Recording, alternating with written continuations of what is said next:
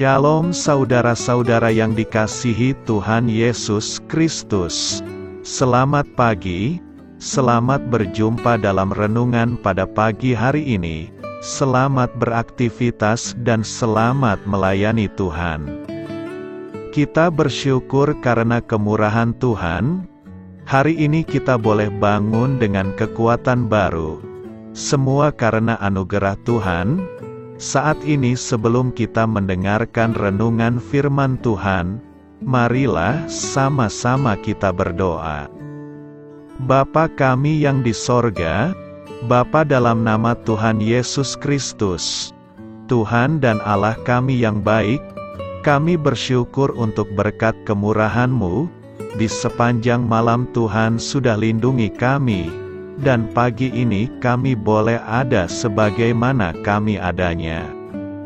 Semua karena berkat kemurahan Tuhan. Saat ini kami mau mendengarkan sabda firman-Mu. Jamah hati kami Tuhan, berikan pengertian yang baru, untuk kami memahami firman-Mu dan taat melakukan kehendak-Mu. Dalam nama Tuhan Yesus, kami berdoa. Haleluya. Amin. Sahabat suara kasih, ayat pembacaan Alkitab kita hari ini terambil dari Kisah Para Rasul 15 ayat 38 sampai 41. Kisah Para Rasul 15 ayat 38 sampai 41. Tetapi Paulus dengan tegas berkata, bahwa tidak baik membawa serta orang yang telah meninggalkan mereka di Pamfilia, dan tidak mau turut bekerja bersama-sama dengan mereka. Hal itu menimbulkan perselisihan yang tajam, sehingga mereka berpisah, dan Barnabas membawa Markus juga sertanya berlayar ke Siprus. Tetapi Paulus memilih Silas, dan sesudah diserahkan oleh saudara-saudara itu, kepada kasih karunia Tuhan. Berangkatlah ia mengelilingi Syria dan Kilikia, sambil meneguhkan jemaat-jemaat di situ. Sahabat suara kasih, ayat emas renungan kita hari ini adalah Kisah Para Rasul 15 ayat 39 sampai 40. Hal itu menimbulkan perselisihan yang tajam, sehingga mereka berpisah, dan Barnabas membawa Markus juga sertanya berlayar ke Siprus. Tetapi Paulus memilih Silas, dan sesudah diserahkan oleh saudara-saudara itu, kepada kasih karunia Tuhan. Judul renungan kita hari ini adalah, Menjauhi Perselisihan Hidup. Ditulis oleh Pastor Jeff Scriff. Sahabat suara kasih, Paulus dan Barnabas adalah teman baik dan mitra sepelayanan. Barnabas mengenal dan dekat dengan Paulus sejak masih muda. Lalu mereka pun menjadi teman seperjalanan untuk misi pertama mereka.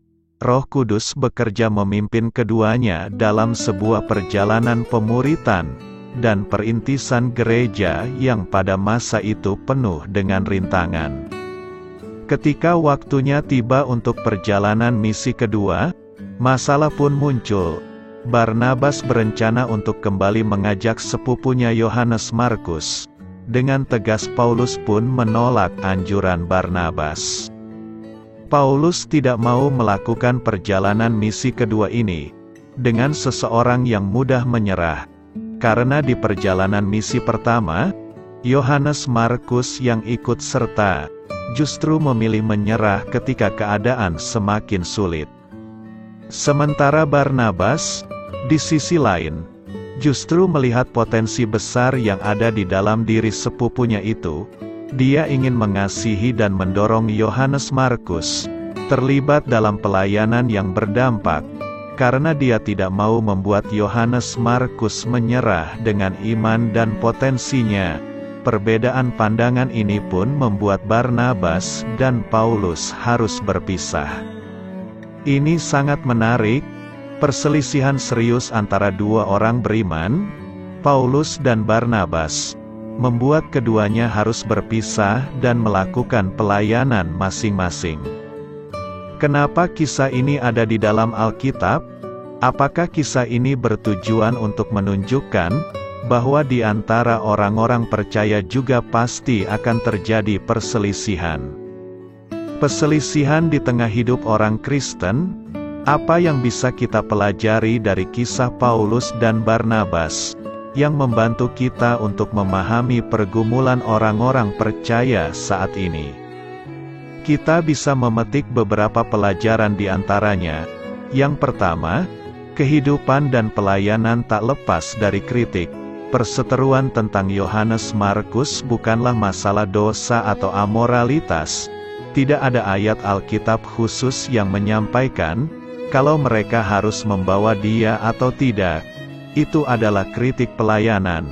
Dan Barnabas juga Paulus tidak punya cara pandang yang sama soal situasi tersebut. Mereka sama-sama punya pandangan masing-masing yang sama bagusnya. Bukankah hal ini sama seperti yang kita alami di tengah gereja atau sesama Kristen? Kamu mungkin berpikir kalau kamu benar 100%, begitu juga dengan teman seimanmu yang lain. Yang kedua, seringkali kita berjuang untuk menemukan keseimbangan yang tepat antara kasih dan kebenaran. Paulus adalah orang yang sangat radikal terhadap kebenaran. Karena itulah dia berpikir jika kebenaran Injil tidak pantas menghadapi risiko, karena orang yang mudah menyerah. Sementara Barnabas adalah sosok yang sangat pengasih. Kasih Kristus terlalu penting untuk tidak ditawarkan kepada sepupunya. Sama halnya seperti kita, di dalam hidup ini kita seringkali berada dalam dilema pilihan antara kasih dan kebenaran, dan kita membutuhkan keduanya. Yang ketiga, orang percaya bisa tidak sepakat tanpa merasa kepahitan atau menjadi musuh. Paulus dan Barnabas memutuskan untuk tidak melakukan pelayanan bersama lagi. Tapi mereka tetap masih saling mengasihi dan mendukung. Mereka tidak menjadi musuh bebuyutan. Mereka masih bersaudara dalam Tuhan dan rekan satu tim untuk pekerjaan kerajaan. Yang keempat, kalau kamu menemui jalan buntu, menyerahlah kepada pemimpin. Siapa yang sebenarnya menang dalam kisah perselisihan Barnabas dan Paulus? Apakah Paulus dengan prinsip kebenarannya, atau Barnabas dengan kasihnya? Alkitab tidak menyampaikan siapa yang benar, dan siapa yang salah secara spesifik, tapi kisah para rasul dituliskan secara khusus, untuk mengisahkan perjalanan iman Paulus. Dia adalah alat yang dipilih Tuhan, dia adalah pemimpin dari tim misi tersebut. Apa yang bisa kita petik? Kalau kamu mendapati jalan buntu, serahkanlah masalah tersebut kepada pemimpinmu. Kalau kamu tidak setuju dengan pasangan, pendeta atau atasanmu, serahkanlah masalah itu kepada pemimpinmu. Siapa dia? Tuhan sendiri yang memiliki otoritas atas hidupmu. Yang kelima, Tuhan bekerja atas segala sesuatu untuk mendatangkan kebaikan. Perselisihan antara Paulus dan Barnabas membuat pelayanannya mereka pecah menjadi dua tim. Tapi pekerjaan Tuhan tidak terdampak. Malahan dengan hal itu pengabaran Injil semakin pesat. Lalu bagaimana dengan Yohanes Markus? Alkitab menulis bahwa dia akhirnya menjadi hamba yang berguna untuk Paulus. Tuhan memakai dia untuk menulis Injil Markus. Baik teguran Paulus maupun dukungan dari Barnabas telah berhasil membuat Yohanes Markus menjadi pribadi yang berguna. Sahabat Suara Kasih, kita pasti akan menghadapi perselisihan dan ketidaksepakatan dalam hidup kita, baik dalam pekerjaan, pelayanan, pernikahan maupun di tengah keluarga. Semua itu wajar. Tapi mintalah supaya Tuhan menolongmu untuk memandang situasi tersebut dari sudut pandang orang lain. Mintalah supaya Tuhan menolongmu untuk mengembangkan keseimbangan yang sehat antara kasih dan kebenaran. Jangan biarkan hatimu menjadi pahit, Sesama orang percaya bisa tidak saling sepakat, tapi bukan berarti harus saling membenci. Marilah kita renungkan, mungkin kamu sedang berselisih dengan seseorang saat ini, dan membuatmu harus meninggalkan pekerjaan, pelayanan atau bahkan gereja. Mungkin kamu mulai kesal dan kepahitan.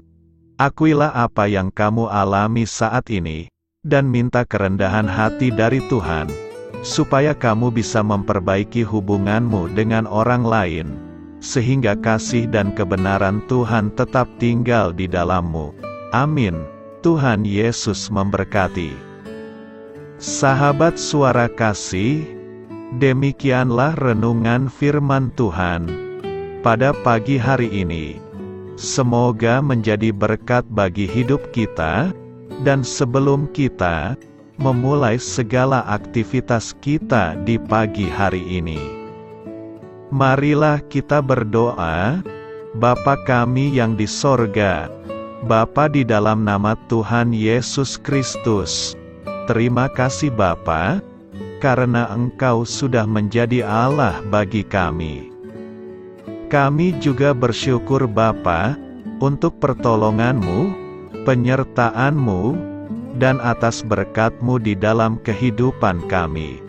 Kami berbahagia dan bersyukur Bapa, untuk kebaikan-Mu di pagi hari ini.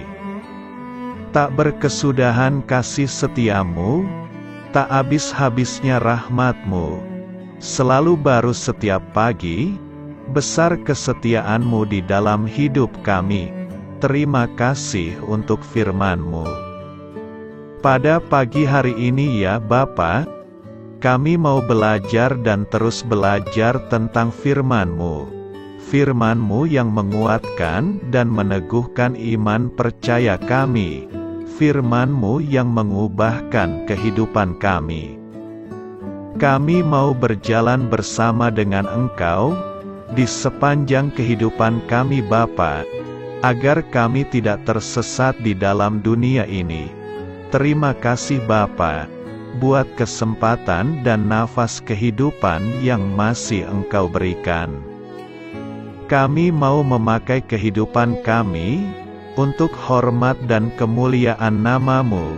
Segala pergumulan dan masalah hidup kami serahkan di dalam tangan-Mu. Engkau yang akan menyelesaikannya bagi hidup kami. Kami hanya berharap kepada-Mu, Bapa.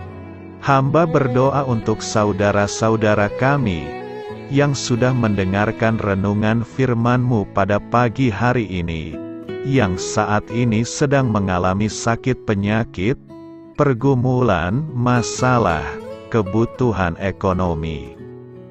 Kiranya Engkau yang jamah, sembuhkan dan pulihkan. Berkati juga perekonomian mereka, serta berikan jalan keluar di setiap pergumulan masalah yang mereka sedang hadapi.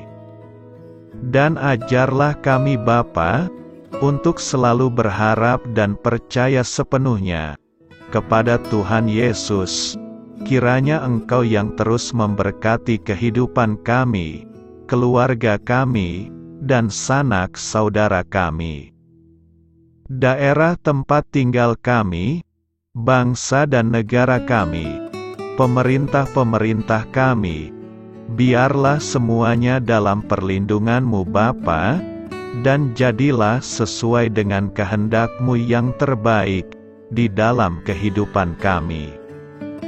Dan pada pagi hari ini ya Bapa, kami mau berterima kasih buat perlindungan-Mu di sepanjang malam yang telah kami lewati. Pagi hari ini, kami akan memulai aktivitas kami sebagaimana mestinya. Kami yakin dan percaya, perlindungan-Mu tetap ada di dalam hidup kami, dan juga di sepanjang hari yang akan kami lewati ini. Terima kasih Bapa. Inilah yang menjadi doa dan permohonan kami. Dalam nama Tuhan Yesus Kristus, kami berdoa. Amin.